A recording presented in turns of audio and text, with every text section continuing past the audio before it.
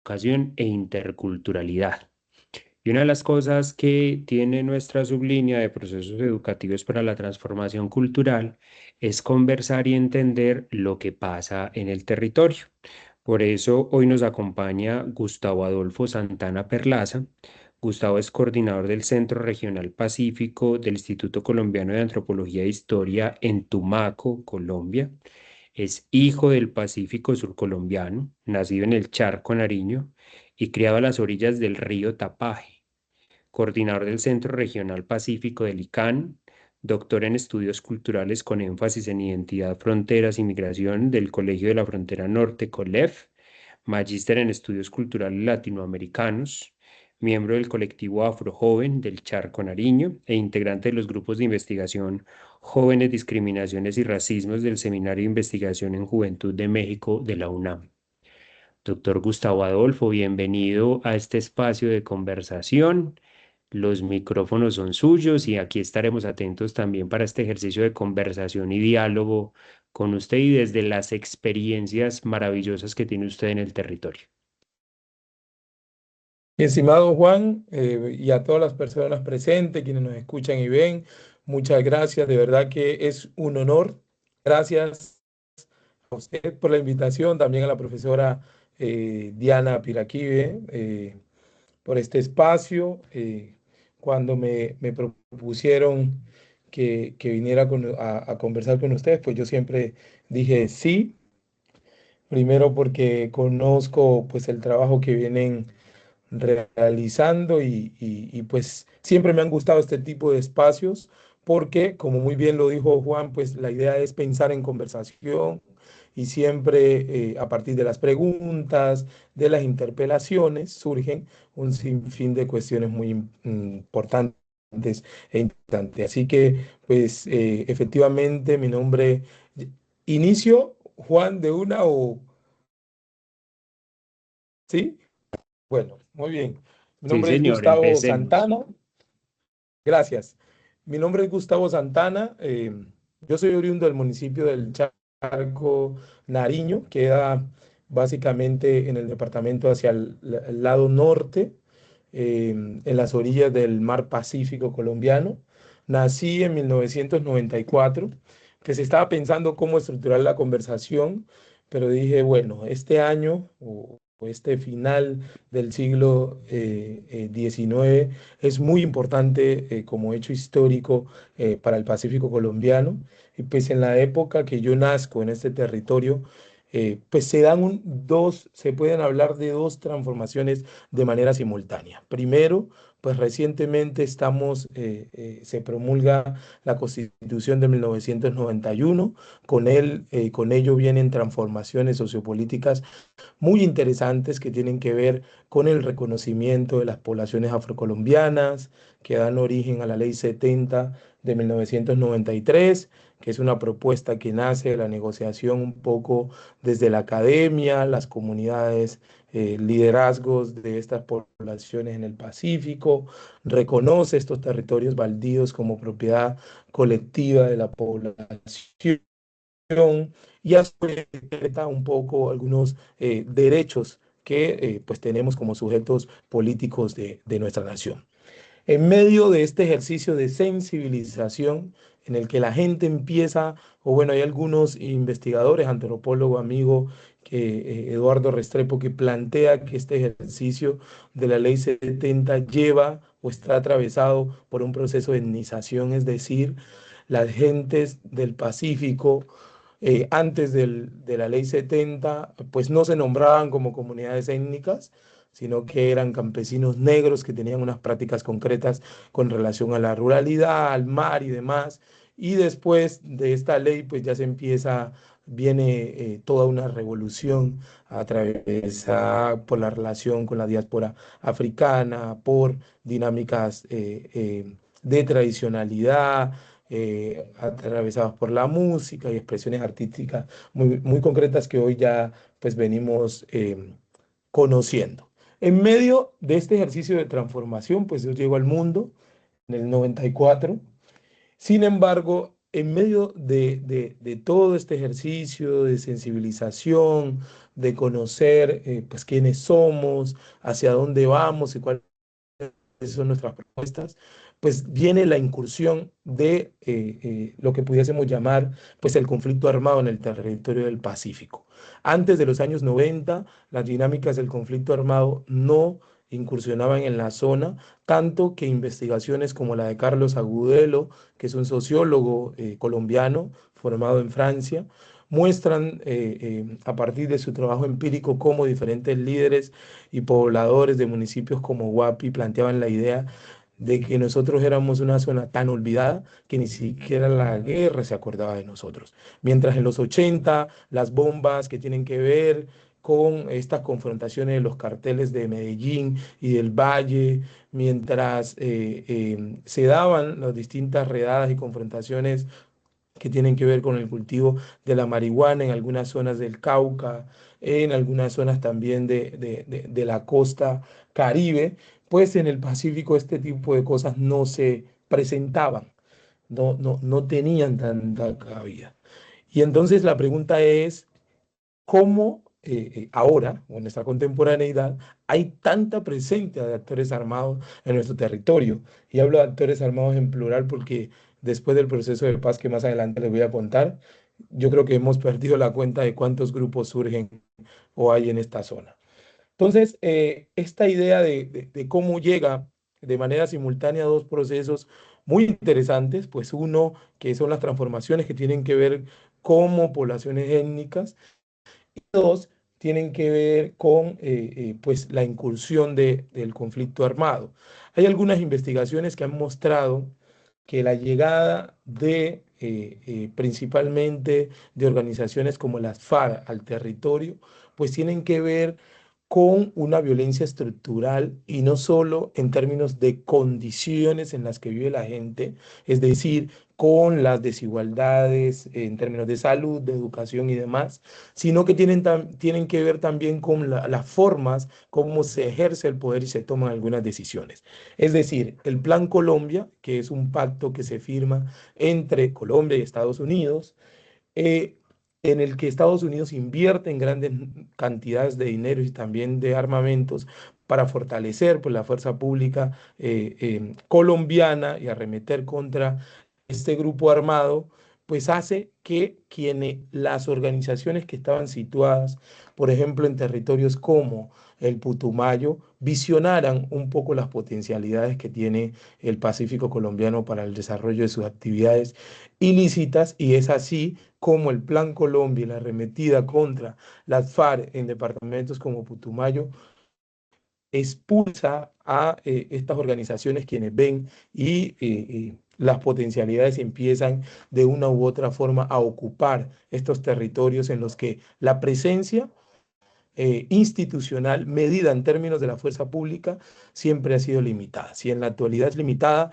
en aquellas épocas entre los 80 y 90, cuando empiezan a hacer presencia los grupos armados de la ley en el territorio, pues era supremamente limitada, eran 15, 20 policías por municipio que no tenían pues el control territorial, son poblaciones en las que las condiciones de precariedad pues son muy difíciles, y en el que, a pesar de que hoy se sigue discutiendo si, por ejemplo, las FARC producían o no coca, si hicieron parte directa de estas economías, lo que sí se establece y es ya parte de los hallazgos de procesos de investigación es que con la llegada de las FARC al territorio llega también el auge o el apogeo de la coca, como muy bien se le nombra en este territorio. Entonces, la gente que pues no tenían la posibilidad de acceder, por ejemplo,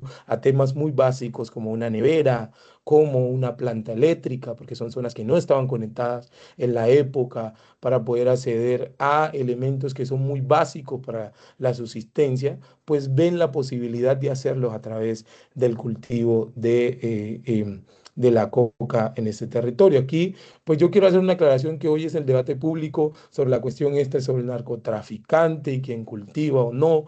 Pues ya sabemos, yo estoy hablando de campesinos, poblaciones que en condiciones de muy precarias, pues acceden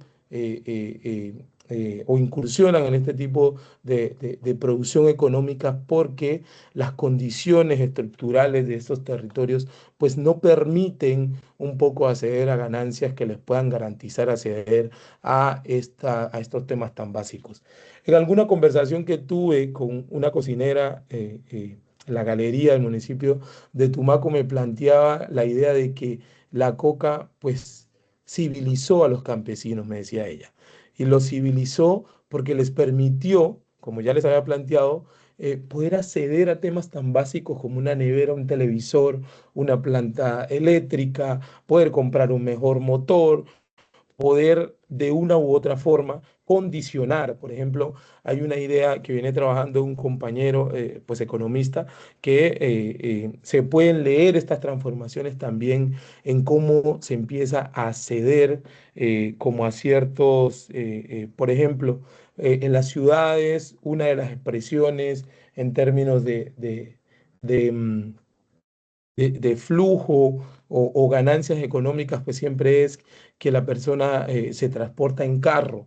En el caso de nosotros, pues son quienes se transportan en lanchas y pues después de la incursión de estos grupos y que el apogeo de la coca en este territorio, pues ya la gente empezó a ceder a comprar sus grandes lanchas y demás. Ahora bien, yo quise iniciar esta conversación porque yo sé que hay estudiantes de diversas zonas del país y la idea es poder conversar desde esa diversidad con esos dos puntos porque pues es a partir de allí que se empiezan a definir como los hechos que hoy componen nuestra realidad. ¿Qué tiene que ver esto entonces con los procesos de construcción de paz? ¿Qué tienen que ver esto con la idea de la paz, con la educación? ¿Qué tiene que ver esto con la interculturalidad? Es decir, Gustavo nos está planteando dos cuestiones que son muy importantes para territorios como el Pacífico colombiano, pero yo ¿por qué tengo que sentarme a escuchar a este señor hablar de estas dos cosas? Pues quería hacerles un poco de contexto de la manera en que incursiona la violencia armada en nuestro territorio y cómo esta violencia armada de una u otra forma pues llega de afuera, es decir, es una violencia que no habitaba en el territorio, pero que pues hoy nosotros somos un grupo de investigadores, nos venimos confrontando ciertas cuestiones a la hora de denunciar y de apostarle, o hay personas que de los liderazgos vienen mostrando la necesidad eh, em, de reconstruir un poco, de exigir ciertas transformaciones. Y es primero, la violencia armada en el Pacífico y en muchas zonas de Colombia sí vino de afuera y sí es exterior a varias poblaciones. Sin embargo, la violencia no es una cosa exterior que simplemente se traduzca en quien porta el arma, sino que produce también unas relaciones sociales, produce unas formas concretas de ser y estar en el espacio que hay que verlas con cierto detenimiento y no simplemente como una cuestión de unos exteriores y una gente buena acá. Normalmente en varios espacios de líderes afro he escuchado la denuncia que le hacen al presidente o a distintos ministros y es que nosotros éramos un territorio de paz y lo que queremos es volver a ser un territorio de paz. Y eso está bien. Sin embargo, se le olvida a estos líderes nombrar que a pesar de que vino de afuera, hoy la violencia es nuestra. Hoy hacen parte jóvenes, amigos, vecinos, hermanos, familiares de los distintos municipios, hoy hacen parte de estas estructuras. Es decir, que nosotros a la hora de nombrar estos debates de cómo ha interpelado el conflicto armado en nuestras realidades, pues debemos tener en cuenta que no sigue siendo una cuestión exterior, sino que hace parte de nuestros entramados y hasta en las mismas aulas en las que nosotros estemos realizando pues nuestras clases, se ven y vamos a estar evidenciando la manera como estos imaginarios de masculinidad y también feminidades que se producen en estas relaciones de poder del conflicto armado, pues vemos de que los muchachos hoy se están proyectando a partir de estos marcos de la violencia, de estos sujetos, quieren portar armas, quieren posicionarse en el espacio público como unos sujetos que tienen muchos recursos, como alguien que va a, pues a ejercer cierta dominación en el territorio y pues son aspectos que son muy graves, pero que debemos tener muchísimo cuidado al momento de realizar nuestro proceso allí en, dentro del salón, dentro del aula con estos jóvenes. Otra de las cuestiones que yo quería contarles es sobre esta idea del conflicto. Resulta que a nosotros nos hablan de conflicto, inmediatamente se nos viene a la cabeza la idea del conflicto armado. Esto tiene que ver mucho con cómo las estructuras, los medios de comunicaciones reproducen y de una u otra forma esto interpela nuestras imaginaciones y asumimos que los únicos conflictos son armados y no son así. Hay una multiplicidad de conflictos que pasan hasta por nuestras relaciones sociales y cotidianas. Hay conflictos familiares, hay conflictos laborales, hay conflictos comunitarios, hay conflictos en todos los lugares donde nosotros vayamos. Es decir, que los conflictos, desde mi punto de vista, y allí quiero ser un poco muy desde el biologicismo, siento que los conflictos son naturales en los seres humanos. Nosotros somos sujetos distintos, que pensamos diferente, que pues cada uno parte de unos procesos de formación social, económicos y culturales distintos que nos llevan a pensar, comportarnos, tener actitudes distintas y siempre van a haber confrontaciones. Entonces, pues los conflictos hacen parte de nuestra existencia y pues aquí tiene algo que ver muy central y es ¿para qué sirve la paz entonces en medio de estos conflictos? Sobre la idea de paz se ha escuchado muchísimo y la paz es una cuestión, yo quisiera leerlo más bien como un discurso, recordando un texto que escribió Stuart Hall, que se llama El Triángulo Funesto. En su introducción, él revisa esta idea sobre nación, la etnicidad, y él plantea la idea del discurso no como una cuestión simple de palabras, muy articulado a los debates Foucaultiano, nos invita a pensar estos discursos como producciones también atravesadas por el poder, en las que no son simples discursos, sino que estos discursos trascienden en nuestras imaginaciones, se posicionan como dispositivos de poder y desde allí vamos produciendo ciertos marcos mentales en nuestra propia existencia, en nuestra forma como entendemos la vida y cómo entendemos nuestra realidad. Con ello y entendiendo que la paz es un discurso, pues como es un discurso, ha cambiado, se ha transformado, se ha entendido de diversas maneras. Y estas transformaciones podemos verlas, por ejemplo, como en los inicios básicamente en el siglo XIX, después de la Revolución Cubana, se organizan varias guerrillas en distintos países como El Salvador, Guatemala, también en Colombia, inspirados un poco en la Revolución Cubana de que pudiesen llegar al poder a través de las armas. Y inicialmente el discurso que se manejaban en los estados-naciones de esta época era construir la paz a través de la confrontación. O por ejemplo, cómo se realizó de presidentes como Álvaro Uribe, en que su apuesta era construir la paz, pero a través de la confrontación. Es decir, que la confrontación armada, la eliminación del enemigo, supone la construcción de paz. Hoy estamos nosotros navegando, este ha sido muy importante, por ejemplo, la intervención que hizo Juan Manuel Santos en el país a partir de su discurso, el mismo acuerdo de paz que se firmó en el 2016, en el que la idea o los discursos sobre la paz han ido transmutando. Es decir, hoy hablar de paz es hablar de diálogos, hablar de paz es entender a la diferencia, es a sentarnos a partir de allí a negociar, supone también tensiones y complejidades, pero en su mayoría el discurso ya no se relaciona simplemente como una cuestión de eliminar al enemigo. Entonces, aquí hay una cuestión en cómo este discurso de paz se acomoda a los debates ideológicos de los distintos mandatarios que ha tenido el país, a los compromisos, a sus formas concretas de gobernar un poco, de cómo se imagina el Estado-Nación. Y a partir de allí, pues la idea de paz ha tenido varias definiciones y varias formas de cómo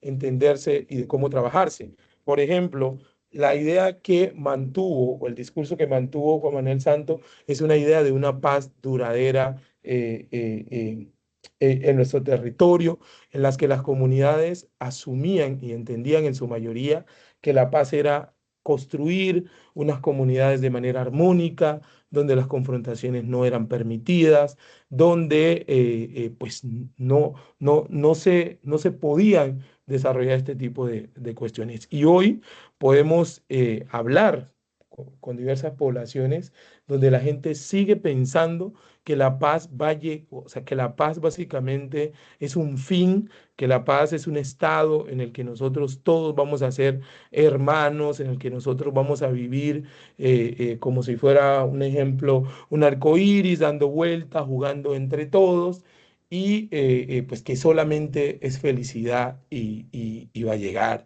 ese momento. Desde mi punto de vista y pues del trabajo empírico que he venido realizando, nosotros nunca vamos a llegar a esa paz.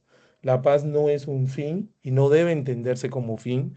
Yo he venido entendiéndola más como un medio para producir o apostarle a la construcción de sociedades que no vean o visionen la confrontación o la violencia armada como única medida de resolución de conflicto, sino que hay otras estrategias de negociación porque pues los conflictos son naturales, siempre van a estar presentes. La pregunta es cómo vamos a solucionar estos conflictos, si siempre va a ser matándonos o si podemos buscar otras alternativas concretas que nos inviten a pensar, a reimaginar otras formas de cómo construir la paz. En este sentido, pues, ¿qué papel juega nuestro sistema de educación? ¿Qué relación tiene allí esta idea de educación? Pues antes de entrar al debate sobre la educación, yo quisiera hacer aquí una diferenciación que se me está quedando por fuera sobre esta idea de paz, y es que históricamente los registros sobre las apuestas de construcciones de paz nos han invitado a entender la paz desde un enfoque liberal, es decir, la paz liberal como la ausencia de armas, como la ausencia de estos conflictos armados. Por eso lo primero que se hace en el acuerdo de paz es la entrega sobre las armas, y se asume que si se entregan estas armas, pues se acabó el conflicto en nuestro territorio. Y sin duda, pues estamos atravesados en un país donde básicamente la desigualdad nos constituye, hace parte de nuestras cotidianidades, y hay una violencia estructural aquí histórica en las que podemos pensar de manera espacial y geográfica a nuestro Estado-nación, pues hay unas periferias, hay unos cuerpos marcados racialmente, en términos de género también, que parecieran estar condenados a vivir en ciertas condiciones. Hay unas zonas, podemos hablar de zonas como el Catatumbo, zonas como el Caribe, zonas como el Pacífico colombiano, zonas como el Cauca, pues que son poblaciones que históricamente han sido más bien violentadas estructuralmente desde el Estado, porque pues las posibilidades de acceder, por ejemplo, al fluido de agua potable. Recientemente estuve en una conversación en Buenaventura que era algo que yo no lo tenía tan registrado en mis investigaciones, y una de las participantes pues decía, usted no sabe las dificultades que nosotros tenemos para acceder al agua potable. Es decir, personas que tienen que caminar 4 y 5 horas para llevar una galoneta de 5 galones hasta sus casas, porque no tienen garantizado este derecho fundamental. Personas que sueñan con formarse en ciertas profesiones, pero las condiciones en sus territorios no las tienen, no son tan viables. Hoy pues estamos hablando de medidas que tienen que ver con formarse a través de las conectividades, pero para territorios como la zona del Pacífico y varios del país de los que nombré, pues es difícil, porque la conectividad, por ejemplo, pues hoy aprovechando que estoy de Tumaco, que tengo internet, me pude conectar, pero pues el temor que tenía era que de pronto se fuera el internet y no pudiese yo estar participando hoy en este espacio y lo hubiese quedado mal, porque el internet en cualquier momento se va y esto es un derecho fundamental. Es decir, a mucha gente no le gusta, pero podemos hacer comparaciones muy básicas y concretas que tienen que ver con los problemas que ha presentado ciudades como Bogotá, en los que 2 días no pudieron acceder al gas natural que llega a sus viviendas y eso fue un problema grandísimo, pero hay zonas donde no llega el gas natural, donde la gente tiene que comprar pipas de gas, como por ejemplo en esta zona, que cuestan aproximadamente entre 90 y 100.000 pesos. Y hay una oportunidad y es comprar estas pipas que traen de nuestro vecino país, que es Ecuador, que cuestan entre 40.000 y 50.000 pesos. Y quienes las compren, pues son catalogados como contrabandistas e ilegales. Pero, ¿cuáles son esas condiciones que tiene la gente para poder o no comprar la nacional o la que viene de Ecuador? Entonces, yo creo que pues habitamos un país que está estructurado, que está gestionado geográficamente en términos de violencia estructural, en los que se le garantiza unos derechos a unas personas y se les niega a otros, y esto se ha convertido en sentidos comunes. Es decir, para nosotros es normal que la gente viva en esas condiciones, para nosotros es normal que la gente muera en ciertas zonas.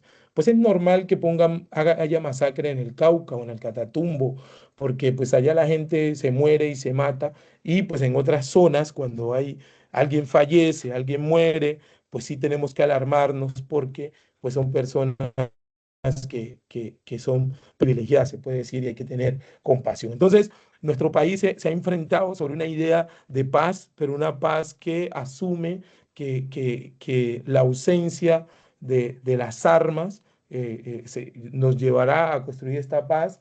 Sin embargo, pues siento que debemos repensar este debate porque es necesario también garantizar esos derechos fundamentales que no han sido garantizados y que históricamente han sido violentados para poder ir pensando un poco en mejores condiciones para construir la paz en nuestro país. Ahora bien, ¿qué tiene que ver el sistema de educación con lo que yo les he estado diciendo? ¿Qué tiene que ver estos procesos, estas relaciones de enseñanza y aprendizaje? Pues tienen que ver muchísimo. Primero, hay varios autores que pues hablan del sistema de educación como una de las instituciones o dispositivos de poder que forman un poco a los sujetos en nuestro Estado de Nación, que a partir de allí se cuentan y se narran muchas cosas. Entonces, yo tengo varias cuestiones aquí anotadas y una de ellas es que, pues, entendiendo que nos enfrentamos a unos desafíos tremendos que tienen que ver con violencia armada, que tienen que ver con violencia estructural, que tienen que ver con otros, muchos tipos de violencia, porque no solo, pues hablar de violencia no es sinónimo de violencia armada, sino que hay un sinfín de violencias. Sin embargo, pues enfrentándonos a estos contextos, pues yo creo que el sistema de educación debe ser un proceso que se piense de manera situada, es decir, que en el contexto en el que se esté desarrollando sea asumido con gran importancia, porque no es lo mismo enseñar o llevar estas discusiones a las grandes ciudades que llevarlas a las zonas rurales. Es necesario traer el contexto a las aulas, es decir, no simplemente dejarnos llevar por los planteamientos teóricos, las guías metodológicas que muchas veces estas instituciones nos envían, las cartillas y demás, sino más bien los contextos son muy necesarios.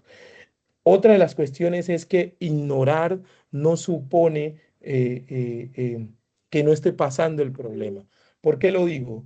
Porque resulta que en algunos registros que tengo, algunas profesoras asumen, y también padres de familia, que el no hablar sobre ciertas problemáticas del contexto con los jóvenes, pues creen que es una estrategia de prevención. Es decir, por ejemplo, no voy a hablar sobre la vida sexual con mi hija, porque entonces mi hija va a buscar un hombre. Si lo hablo con mi hijo, va a buscar una mujer o va a buscar otra persona. Si hablo sobre los problemas del narcotráfico, entonces la gente va a salir a volverse narcotraficante. Y esto no sucede así. Si nosotros conocemos, los estudiosos de la memoria y algunos debates siempre nos repiten que es necesario conocer la historia para no repetirla. Entonces, el contexto, los hechos y los debates contextuales deben estar en el aula. Tienen que haber una responsabilidad crítica y política sobre el sujeto docente. ¿Y por qué lo digo? Porque hemos venido pues registrando que hay sistemáticos nombramientos de gente que asume esta labor como una cuestión de producción económica y no como una vocación política que tiene una responsabilidad, no solo porque está bien que lo asumamos como un modo de producción de riqueza, pero este modo de producción de riqueza debe tener unas responsabilidades muy grandes porque pues no solo es plata, sino también que estamos formando a las personas pues, que van a habitar el futuro, van a tomar muchas decisiones y caminos en nuestras realidades. Entonces, yo siento que, por ejemplo, en estas zonas, en los debates que se dan desde la política, pues vemos que mucha gente que no está formada para ejercer ciertos cargos, para asumir esta posición tan importante dentro de la sociedad, pues son contratadas y llegan a estos espacios y lo hacen por hacerlo y no con el compromiso que tienen de poder llevar el contexto a las aulas, de poder debatir desde allí, desde las problemáticas, y que jóvenes, niños que estén en nuestras aulas, pues se asuman como unos sujetos críticos, que se puedan pensar como sujetos críticos desde las propias experiencias que les habitan. Entonces, en este sentido, pues sobre los debates de interculturalidad, pues quería decirle, hay una idea muy romántica sobre la interculturalidad, que son muy bonitas. Yo a veces escucho a varios teóricos del giro de colonial hablar que la interculturalidad es aprender de las comunidades, de indígenas y afros y que estos van a cambiar el mundo. Pues yo le voy a decir que yo soy afro y soy del Pacífico y no lo han cambiado. Y porque, pues esto no es tan así. O sea, este debate no es que yo vaya a asumir, como por ejemplo lo hace mucha gente con el proyecto en educación, que lo entiende como la transmisión de ideas folclorizantes, románticas sobre la gente afroindígena, y entonces a partir de allí pues se va a construir una mejor sociedad. Claro, primero, está muy bien que podamos valorar estas prácticas culturales. Sin embargo, nosotros tenemos que disputarnos muchos procesos concretos que tienen que ver con los modos como se enseñan, que tienen que ver de los modos como se ha producido también estos debates sobre la matemática, la química, la física, es decir, cómo nosotros reducimos este tipo de prácticas desde las ideas interculturales, armónicas y muy bonitas de construir las cosas, muy relacionada a este debate sobre la cultura y la cultura pues como folclore, como la marimba en el caso de nosotros, como la danza, el currulao, y pues son cuestiones que ni siquiera responden a la realidad. Porque si ustedes en algún momento tienen la oportunidad de venir a estos territorios, pues la gente escucha trap, la gente escucha salsa choque, la gente escucha salsa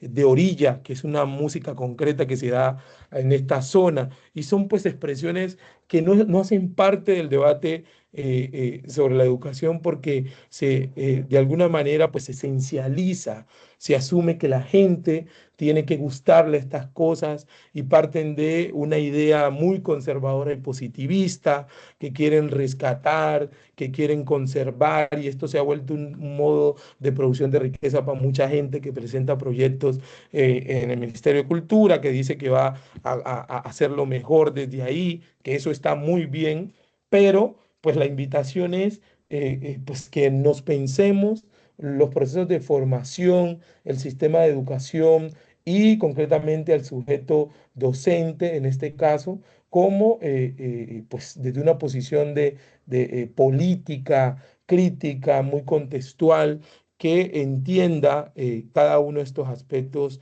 de nuestro contexto, cosas buenas y malas. Aquí hay que desmontar también esta cuestión de lo moral y entonces al aula solo llevemos cosas buenas porque las malas no tienen nada que ver o van a generar y van a producir más problemas. Entonces, yo creo que la invitación, o más bien lo que he traído para la conversación con estos varios puntos, es que, pues primero, ya voy a ir cerrando frente a las conclusiones, los conflictos pues son naturales, siempre van a estar con nosotros. Segundo, que la violencia no es sinónimo de violencia armada, existen muchas violencias. En este caso yo le estoy planteando dos, que es la violencia armada y la violencia estructural. La violencia estructural es producida un poco sobre estas estructuras de poder que garantizan que con sus, o sea, es decir, que no haya un hospital de tercer nivel en algunas zonas de Santander o en algunas zonas del norte del Cauca o, por ejemplo, en el cañón del Micay, pues no es una cuestión del aire que no existe porque es una zona de difícil acceso, no existe porque la decisión del poder, en este caso el mismo Estado, está de que esta gente no tenga esas condiciones para vivir de manera digna. Entonces, de este modo, también tenemos como las conclusiones que tienen que ver esta idea de la paz como discurso, que se acomoda a partir de los marcos ideológicos de quienes han ejercido el poder en nuestro país. La paz ha sido entendida de muchas maneras y diversas. Hoy está habitando esta idea de construir una sociedad de manera armónica, que desde mi punto de vista no existe. Se asume que la paz es un fin y no vamos a vivir nunca en paz de manera armónica, sino que desde mi invitación es a entenderla más bien como un medio. Otra de las cuestiones pues tienen que ver con, con el debate sobre las resistencias. Anteriormente he venido registrando varios procesos históricos. Eh, la Revolución Cubana fue una apuesta de resistencia. La revolución, cuando se forman las FARC, pues era una apuesta de resistencia. Y era una resistencia armada que para la época era reivindicada, hacía parte de los debates académicos, pero transitoriamente esto se ha transformado, que hoy resistencia solo se limita a que la gente escucha música, toca música, entonces, porque está tocando música, entonces está resistiendo, entonces se asume la idea de resistencia desde estos debates sobre el buenismo, entonces la gente que resiste es la buena y la que no resiste entonces es la mala, y yo siento que debemos pensar esto más allá, y lo digo porque en el contexto pues, del Pacífico, hablar de resistencia es hablar de que la gente toca marimba, que la gente hace décima, que son hechos que están muy bien, pero perdemos de vista muchos procesos que son muy interesantes, por ejemplo, que tienen que ver con la economía del rebusque, la manera como muchos jóvenes en estas zonas, por ejemplo en Tumaco, son mototaxistas,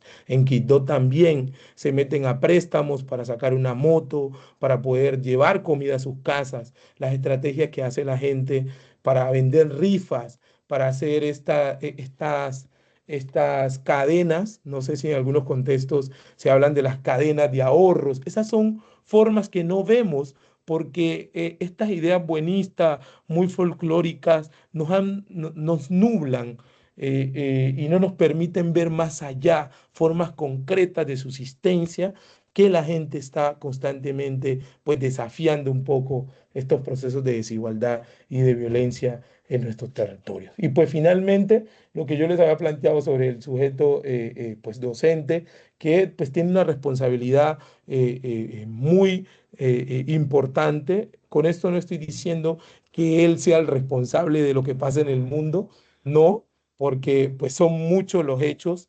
y los implicados para poder redireccionar un poco esta realidad social. Sin embargo, si nosotros y nosotras podemos de una u otra forma aportar nuestro grano de arena, ejerciendo unos procesos de enseñanza de manera crítica, en el que un contexto sea relevante, en el que los hechos que rodean nuestra existencia hagan parte del aula, pues de una u otra forma van a ir promoviendo un pensamiento pues crítico en las personas que estén en nuestros espacios. Entonces, bueno, no sé, quisiera dejarlo hasta allí como para la conversación o sigo. Cuénteme, Juan.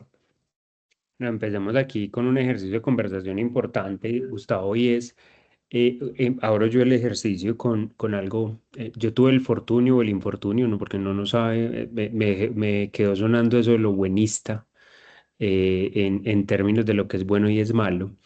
Me tocó en el 2016 dirigir desde el Ministerio de Educación como subdirector de permanencia toda la articulación del modelo educativo flexible Arando la Educación, que fue el que atendió a los excombatientes de FARC y cómo crear un modelo pensado para ellos. Y entiende uno cuando visita el territorio la concepción de guerra que existe en el territorio. No es lo mismo hablar, yo soy de Yarumal, Antioquia, y entender el conflicto cuando te ha tocado vivir una toma guerrillera es muy distinto a entender el conflicto cuando lo miras desde la historia. Entonces, en ese ejercicio, una de las cosas que más nos llamó la atención como país fue el que ganara el plebiscito con el no en un proceso de paz. Entonces, ahí me surge la duda y es, realmente cuando yo bajo al aula, ese espacio del aula que es tan distinto y tan diferente, desde tu experiencia en el territorio, desde conocer esas realidades y desde las comunidades afro y desde las comunidades que entendieron el conflicto porque estaban en la ruta para sacar droga, literal. O sea, les tocó entender el conflicto porque estaban en esa ruta de ahí. Y es, ¿cuál es la mejor forma de hablar de conflicto y de guerra en la escuela? O sea, el aula, ¿cuál es la mejor forma desde tu experiencia para entenderlo y comprenderlo desde allí? No sé qué nos pudieses contar. Contesto de una, ¿cierto? Sí, hágale. Bueno, gracias, Juan, por, por la pregunta. Esta idea, primero voy a iniciar sobre lo del plebiscito. Me parece muy interesante. Pues el Pacífico colombiano básicamente en un 98% votó por el sí. Fue una de las regiones que se volcó a votar por el sí y donde pues a partir de la firma en el 2016 nosotros podemos decir que vivimos por ahí un año o 2 años de lo que nos habían dicho que era la paz. O sea, nosotros sí vivimos en esa armonía, pues no teníamos quien controlara y eso era una felicidad. Sin embargo, pues la firma del acuerdo de paz pues fue una firma entre élites, élites guerrilleras, élites políticas, que dejó por fuera, por ejemplo, en contextos como el Pacífico, a mucha gente. En Tumaco, pues hay, en la manera como se estructura y organiza, es que en el casco urbano, la violencia urbana que hay aquí, pues hay un sinfín, miles de milicianos que habitan los distintos barrios del municipio. Y a la hora, pues, de firmar el acuerdo de paz, pues estos milicianos quedan por fuera. Después se viene todo un proceso de reconfiguración que hoy nos lleva a distintas guerrillas, guerrillas unidas del Pacífico, Segunda Marquetalia, el 30, y bueno, se han repartido el territorio de una forma pues brutal que pues sí merecía o merece también pensar un poco en clave de las reconfiguraciones armadas. Frente a las mejores formas de hablar de guerra y conflicto, es primero que yo creo que en Colombia no ha habido guerra. Pues soy de los que piensa eso, ¿no? Yo creo o asumo y entiendo la idea de guerra muy en relación a conflictos de distinto, a conflictos internacionales en los que pues hay un enemigo exterior y un enemigo externo e interno, y donde hay unas relaciones concretas, por allí pues pasan también una legislación concreta sobre cómo se deben ejercer estas violencias. Lo que desde mi punto de vista se da en el país es un conflicto pues armado interno entre gente del mismo país que pues está disputando varias cuestiones. Inicialmente era un debate ideológico en el que pues desde el marxismo, leninismo, pues se querían llegar al poder para cambiar y transformar las élites, como han producido la desigualdad, pero pues hoy estamos viendo que esta retórica ha cambiado un poco también sobre los modos como hoy se producen los debates económicos en estos momentos. Entonces, ¿cuál es la mejor forma? Pues le cuento, no tengo una fórmula concreta en la que yo pueda pues decirle de qué manera. Sin embargo, lo primero que tenemos que hacer es que los niños, las niñas y jóvenes son sujetos políticos activos. Es decir, no son mentes vaciadas las que nosotros solo vayamos a decirle cómo es el mundo y ya. Ellos tienen trayectorias, marcaciones e historias que pueden nutrir el debate dentro del aula.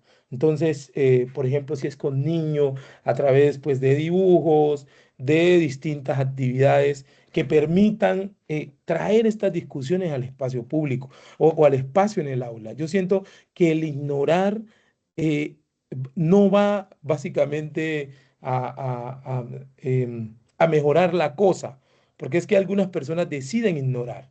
Dicen, no hablemos de eso porque eso es hablar feo. No, yo siento que tenemos que traer esta realidad porque son realidades que viven cotidianamente.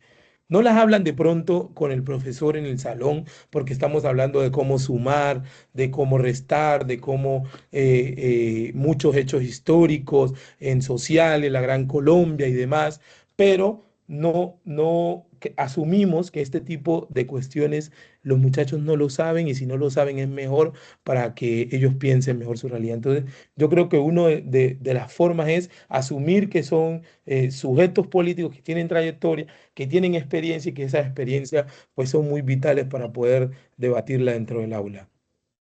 Claro, es que la escuela necesita más conversaciones incómodas. Diana Carolina.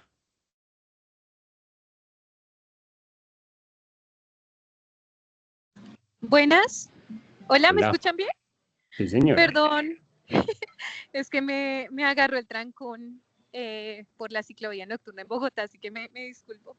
Un saludo pues a mi querido amigo Gustavo y agradecerle también por compartir tu valiosísima experiencia de vida y también pues por todo lo que nos comparte de sus investigaciones, porque él lleva bastante tiempo pues pensando lo que nos está compartiendo. Quería preguntarle una cuestión también allí, y era el tema de algo que yo sé que él viene trabajando, y son pues estas subjetividades políticas que también se empiezan a formar a partir de estas violencias que pues él logró pues sintetizar en este tiempo pues de la conversación. Eh, Porque es una pregunta que muchas veces nuestros estudiantes en las aulas, que son maestros en ejercicio en estos momentos en diferentes lugares del territorio colombiano, eh, y son estudiantes que muchas veces están vinculados a estructuras pues de diferente orden, no solamente como de las guerrillas y demás, sino que estamos hablando también o del paramilitarismo, sino pues de otras organizaciones que tú también has venido mencionando. Entonces, hay como una preocupación que he logrado identificar, y creo que mis compañeros también lo han visto, y es una pregunta recurrente de nuestros estudiantes de cómo abordar también esos temas, ¿no?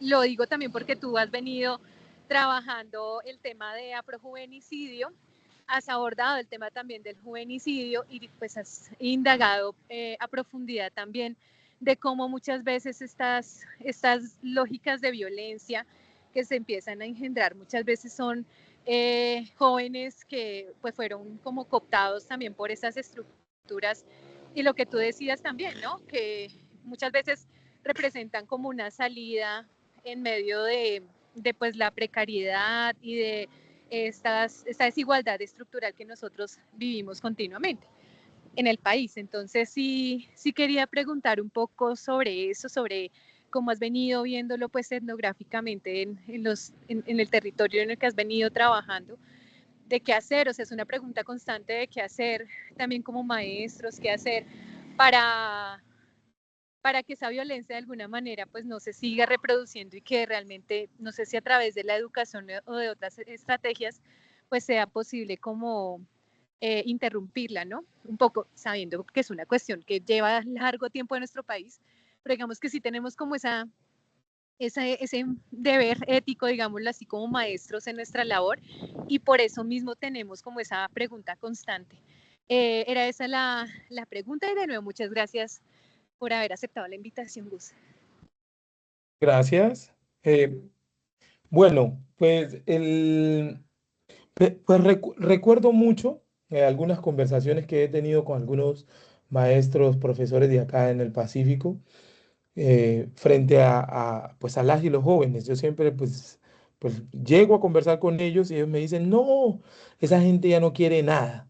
Esa gente no es como antes, uno ya no les puede pegar, uno ya no les puede dar látigo porque ya no quieren nada. Ahora por ejemplo, se han presentado casos de suicidio, 7 casos en el Charco Nariño, pues es un municipio donde nunca había suicidio. Y pues a pesar de que sean 7, alguien un momento me dijo, pero 7 no es nada, en Bogotá pasan más. Sí, está bien, pero pues es muy alarmante porque pues no se presentan.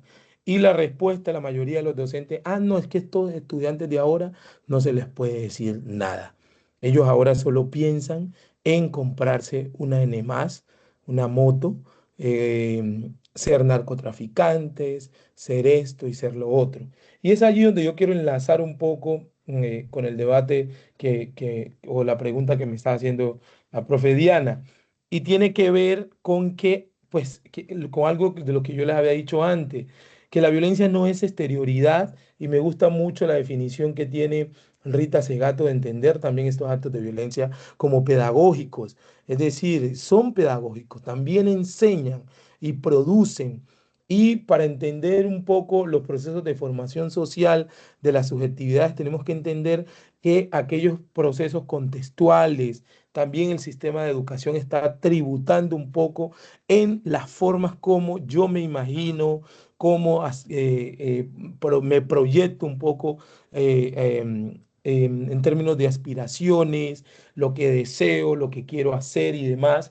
Y entonces en este sentido, pues hay varias cosas que he venido registrando. Pues primero está lo del tema del afrojuvenicidio, que es una idea que estoy pues trabajando y sigo problematizándome a mí mismo, porque en algún momento yo la estaba pensando simplemente como la muerte de poblaciones juveniles negras en el Pacífico colombiano, y pues que eran víctimas absolutas.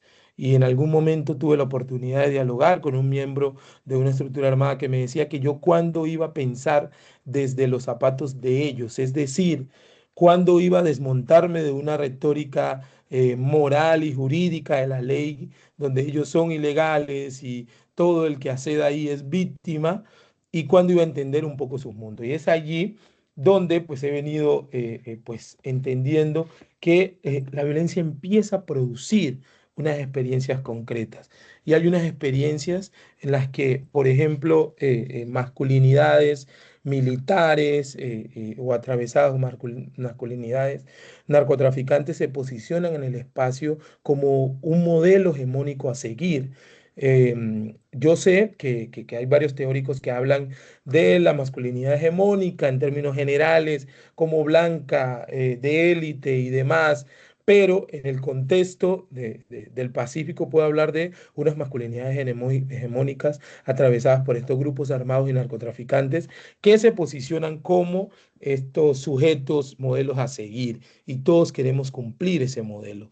Y es así como he registrado, por ejemplo, personas que acceden a la formación en educación superior, su proyecto de vida es regresar al municipio, pero a saquearlo. Entonces llegan a trabajar a estas instituciones con el objetivo de poder consolidar o ejercer una movilidad social muy rápida para poder posicionarse en el espacio público como si fuese uno de estos sujetos. También he podido registrar gente pues que tiene que ver, por ejemplo, con raspachines, eh, también esta idea de cómo en zonas, por ejemplo, de bajamar, como lo es el municipio de Mosquera, pues el proyecto, aspiraciones de mucho es hacer un viaje en lancha. Y algunos docentes me han planteado la idea de que hay estudiantes que faltan a clase porque resulta que ese día le salió hacerle un mandado a uno de estos sujetos.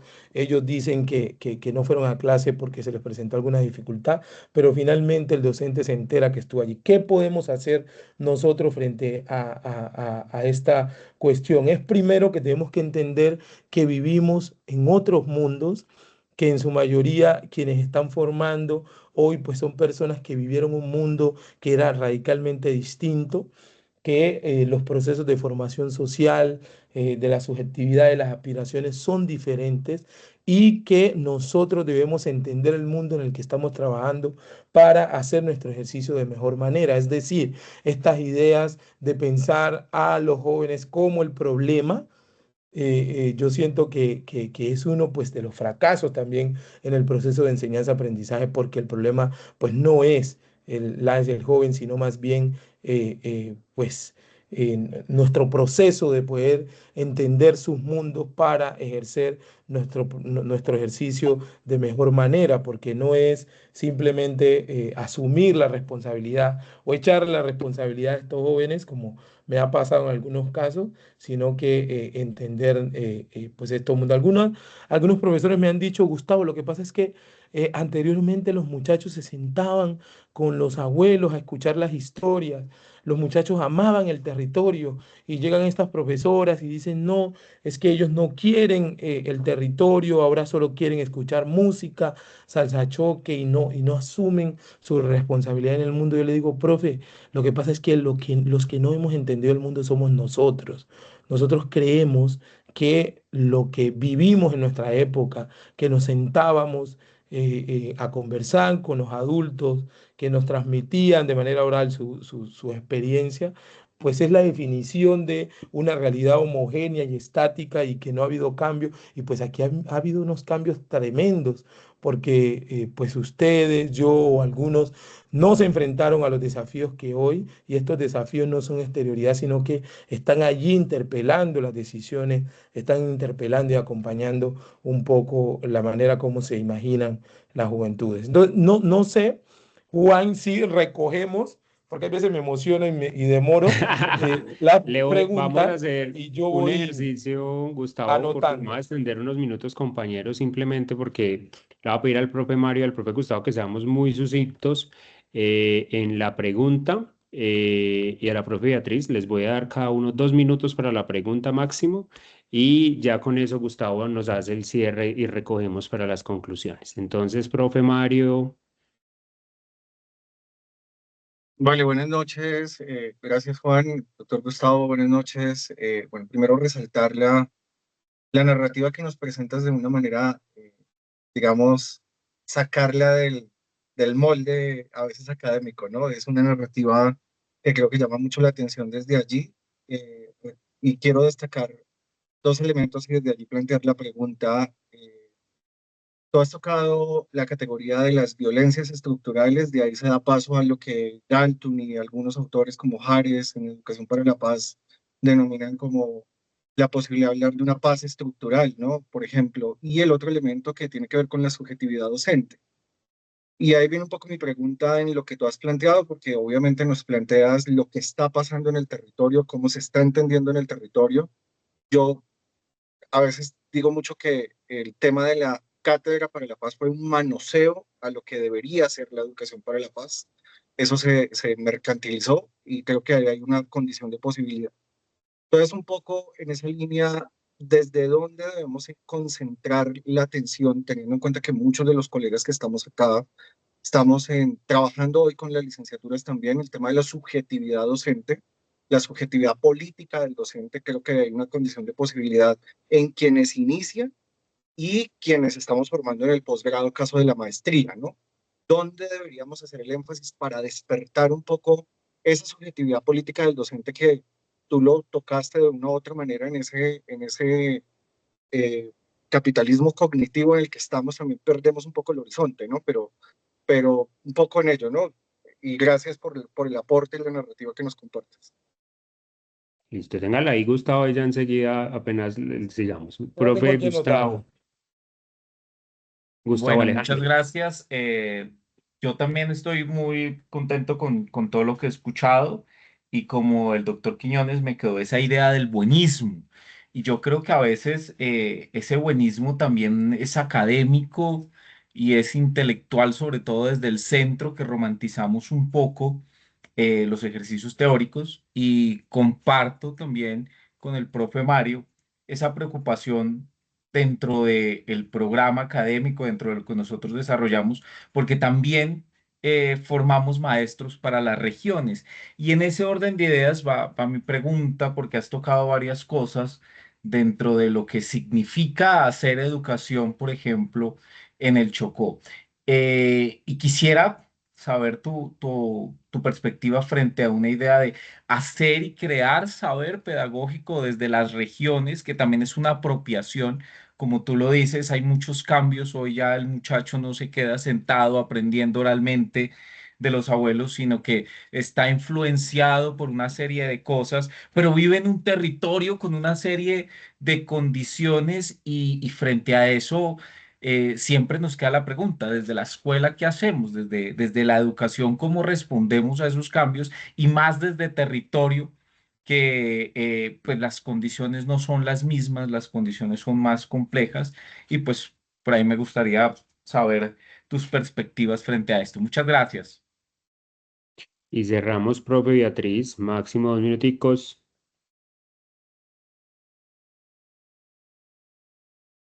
Hola, mi profe Juanito, un abrazo grande para ti, para todos los colegas y para nuestro invitado especial aquí al programa de la maestría. No, yo preguntas no, sino agradecer mucho por esas experiencias de vida en esas zonas de alto impacto en la violencia directa e indirecta y compartir contigo, mi estimado Gustavo Adolfo, como también con todos mis colegas eh, una experiencia muy valiosa que he tenido y sigo teniendo con, no sé si lo distingues a él es John Jairo Ulloa, es uno de los fundadores y directores del grupo Caleño acá en Cali, de la zona rap marginal.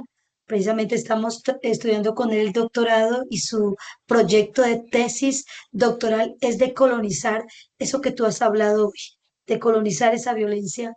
Él ha trabajado mucho desde el hip hop eh, en Colombia y aquí en Agua Blanca, en un sector donde ha reivindicado y ha llevado a esos jóvenes, ¿sí? A reivindicarse por la vida, a salir adelante por la vida desde esa música, desde el rap, desde decolonizar esas violencias. Entonces, ha sido un trabajo de letras que lleva a la parte social y pues lleva al compromiso comunitario. Hay muchos videos, tú lo puedes consultar a él, John Jairo Ulloa, fundador, vocalista de esta zona marginal, rapero a morir, y dentro del rap pues trae todo eso que hoy has hablado, ¿sí? Todas esas experiencias vividas. Entonces es fascinante que lo descubras para poder también trabajar de la mano con él. Ya hoy, este año, recibió candidatura a doctor y sigue trabajando por toda esa zona marginal en Agua Blanca, precisamente donde él nació. Entonces ha sido una trayectoria y un estilo y una propuesta del hip hop que se enlaza a todos estos referentes nacionales que estamos viviendo en la zona pacífica, ¿sí? Y que también trasciende a nivel internacional. Entonces, es muy bonito y quería compartirlo contigo, mi apreciado Gustavo Adolfo, profe Juan. Gracias, Beatriz. Gustavo, entonces, 5 minutos para que cerremos respondiendo a dos preguntas y cerrar. Bueno, muy bien. Voy a iniciar contestando lo de la idea del buenismo. Bueno, pues el buenismo es una propuesta que trabajaron eh, el profesor Axel Rojas, o bueno, han venido proponiendo un poco para el contexto latinoamericano el profesor Axel Rojas, Eduardo Restrepo y una antropóloga de México, Lía Fernández, no recuerdo el nombre, en el que nos invitan a pensar un poco cómo pues los marcos morales están mediando la forma como nosotros producimos conocimiento, pero también cómo entendemos el mundo. Es decir, yo propongo en medio de este debate la idea de buenismo racial y es cómo asumimos hoy en una contemporaneidad donde no es políticamente correcto violentar a ciertas poblaciones, entonces de esta manera o de manera estratégica, pues asumimos como comité de aplauso celebrar todo lo que hacen las poblaciones, en este caso, pues indígenas o afrocolombianas. Entonces, pareciera ser un comité de aplauso hacia estas poblaciones porque no se les puede cuestionar absolutamente nada y pues como han sido históricamente pues vulneradas, pues se asume desde allí, desde este marco. Lo que nosotros proponemos es interrumpir este buenismo, pensar de manera situada y en su complejidad, en este caso de manera empírica y etnográfica, entender estos mundos, saber de que son seres humanos comunes y corrientes somos, y también hay tensiones, diferencias, hay problemas, hay cuestiones, y entonces yo sé que hay muchas corrientes que asumen y reproducen estos buenismos teóricas. Yo puedo nombrar muchísimas, muchos desde la ontología política, dicen que los mundos y el desarrollo pues se piensa de mejor manera si lo hacemos desde las propias comunidades, pero yo siento que esto no es así tan armónico, que hay que estar de manera situada y problematizar eso desde allí. Entonces, esta idea del buenismo es como para que vayamos interrumpiendo. Hay muchos buenismos de género, de raza, de clase y demás. Entonces, no solamente son raciales en el que las poblaciones indígenas y afro son buenas todo lo que hagan, sino que hay mucho buenismo. Frente a la pregunta del profe, pues me quedé pensando, pues yo qué puedo decir como para poder aportar a la discusión frente al sujeto político, en este caso, pues el docente. Pues yo voy a contar, no tengo fórmula, pero yo pues voy a contar un poco mi experiencia de qué manera lo hice y cómo me ha funcionado.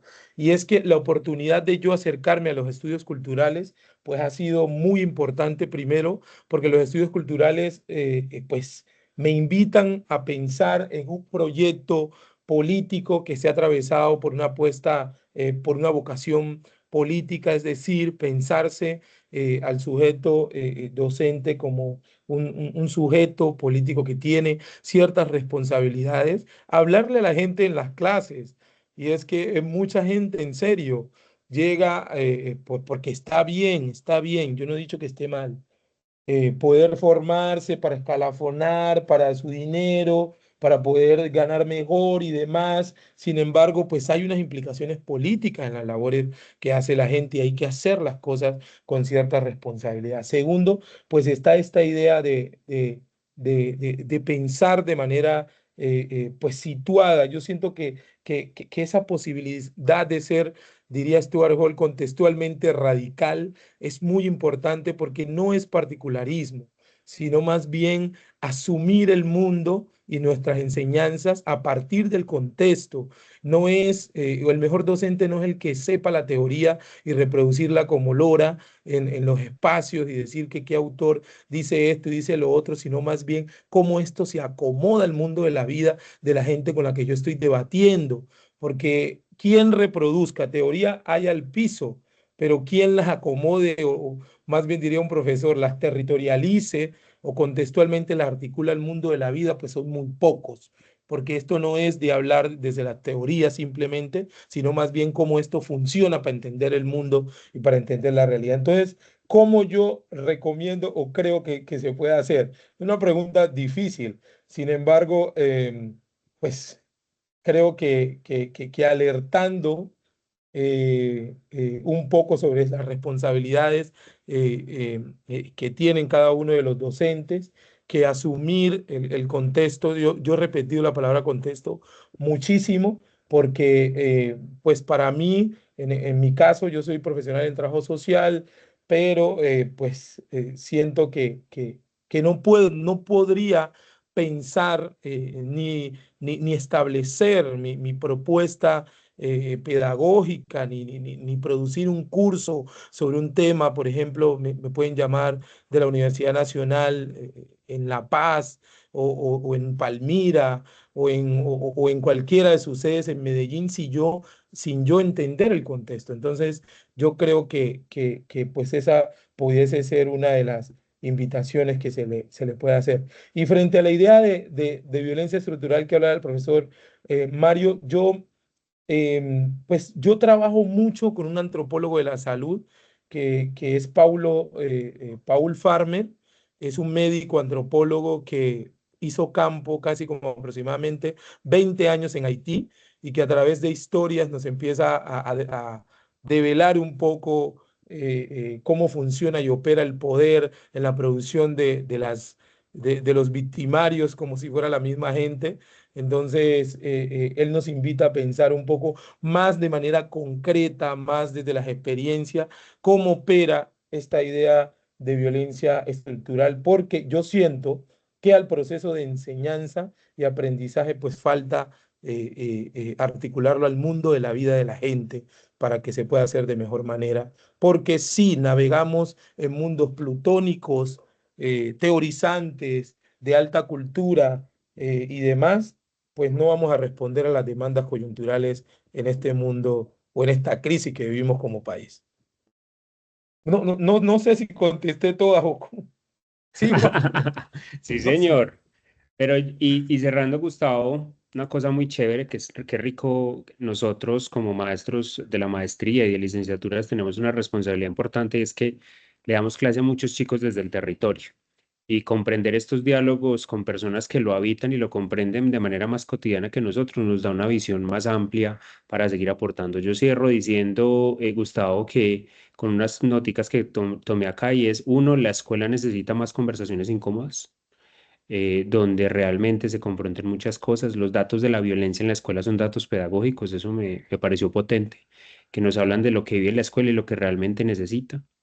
Nada más hegemónico que una pedagogía que no comprende que la escuela se debe pensar para y desde el territorio. Y el buenismo es ese marco moral que nos habita para no cuestionar la complejidad de los fenómenos que vive en la escuela. Y ahí es cuando empezamos a disfrutar de cosas que realmente no son. Gustavo, muchísimas gracias. Ha sido un placer escucharte y creo que mis compañeros y yo nos quedamos muy nutridos de un diálogo sencillo, profundo y pedagógico. Muchas gracias por estar con nosotros el día de hoy en la Sublínea. No, Juan, muchísimas gracias por la invitación, gracias por las preguntas, gracias a la profe Diana. Bueno, fue un gusto conversar con ustedes. Espero que lo que haya dicho les haya provocado muchas cosas. Se admite también ira, rabia y demás, y tensión, porque es allí donde emergen nuevas cosas. Así que muchas gracias. Bueno, a ti muchas gracias, compañeros, muchas gracias y les deseo a todos una maravillosa noche. Chao, chao. Gracias, doctor Juan. Chao, Gustavo. Chao. Feliz noche, Hasta luego, gracias. feliz noche. Feliz noche, hasta luego.